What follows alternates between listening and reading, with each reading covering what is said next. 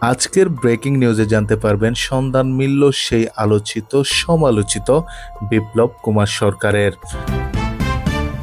আরও জানিয়ে দেব ব্যানে করে লাশ পোড়ানোর আব্দুল্লাহিল কাফির মামলা খুনিকে খুনির মতো দেখতে হবে।